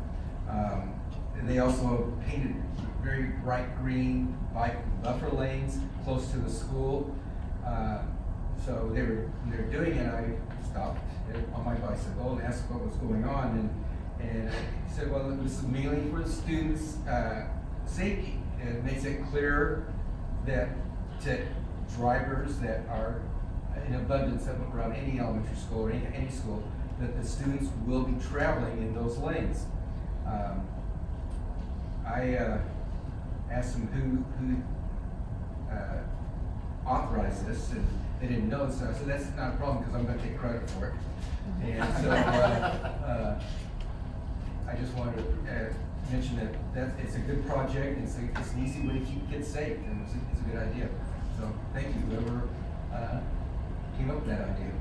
Well, thank you, Mr. Knackstead, for pointing out the Gary Knackstead bike lanes, Rank Safely to School program, so, and make that happen.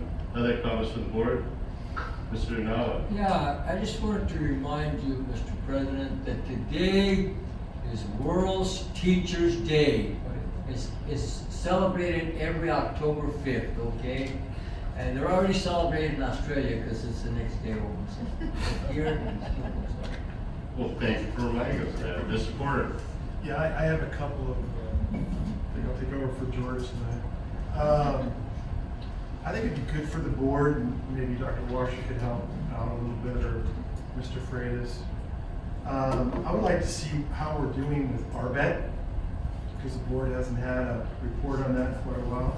Our digital academy, are we being successful? How is the numbers and so forth in the digital academy? Maybe a presentation of some of the things that they're doing in the digital academy. Valley Road Violence, how are we doing? What's going on? What's the success rate? We've added students, are we continuing, are they dropping? PBIS, maybe the board can use a refresher course on what it is. And you know how it works at each school, and look at it elementary, middle school, and of course the high school level. Mr. Dosty, I cannot remember your program that we okayed. Rahway, K-12. I'd like to know how it's going, and how are you doing with it?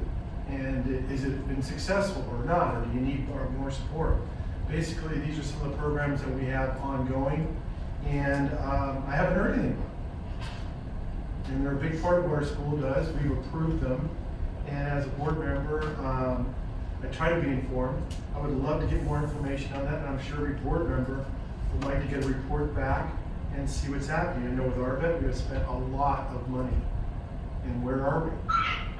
Because that's a program that I believe could be a big anchor in this district. Not an anchor, it's a bad euphemism, but a great sail, so to speak, to carry us if we can get that up and going. How we doing? I don't know. And so I'd like to know here from the ARPET committee. PBIS, I think it's great. And Mrs. Peterson's here, and she gave me a great tutelage on it. So maybe the board can get some information on those things and see how those programs are developing in our school district. If they're not doing well, let's jettison and try something else. But I think we spend a lot of time on money, and we should, because we should be fiscally responsible. At the same time, I'd like to see us look at our academics and some of the programs we're doing and see if they're being successful. I know that we're using benchmarks right now at the high school level that have been severely compromised, and we're repeating them again. And the answers are all over the internet. So how do we get any viable feedback for us to evaluate what teachers are doing in the classroom is successful? I think it's important, and these are the things that, of course, I'm looking out for. There are other things I brought up 6 months ago that I will be bringing back because of the COVID. We've taken a big hit and had to emphasize safety and protocol and all the mandates and so forth. But we really should start eyeing the ball on education and how we're doing and look at some of the programs that we have. So that's my 2 cents there, and I'd like to see something, maybe an email, maybe a presentation from people that are experts in it. Thank you, Dr. Washer. Thank you, Mr. Freitas. All right, thank you, Mr. Porter. Mr. Neely. Yes, sir, thank you very much. I'll be real quick. Mr. Freitas, I want to compliment you on the way that you have been running these meetings in some really tough times. I'm sorry, we got some technical difficulties. We're losing Mr. Neely, so anyway. All right. Okay, I'm sorry, George. Go ahead. Okay. Well, it's just a little complimenting you on how you're running this meeting. You've done an excellent job. Much appreciated. And during some really tough times. And you have certainly earned the extra pay you get being That's all I got. There's extra pay involved? Wait a second. No one ever told you there's extra pay. Well, you're very kind, Mr. Neely, and I've had very good leaders and examples in the presidency, and I do appreciate those comments. Other comments from the board? A couple things. Saw a tour of the new teaching gym at Tokay High with the Mealis Corporation. Absolutely stellar, spectacular.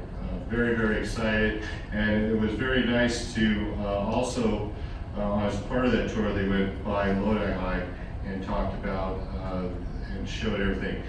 And seeing the insight from the people that were building it, Mr. Khan, Dr. Washer, it's really amazing because, you know, they're talking about load angles, and I'm just saying, yeah, this looks great. And I can't wait for our students to be in there. I understand that there may be ribbon cutting ceremonies that the board is very excited in participating in, but this is absolutely fantastic.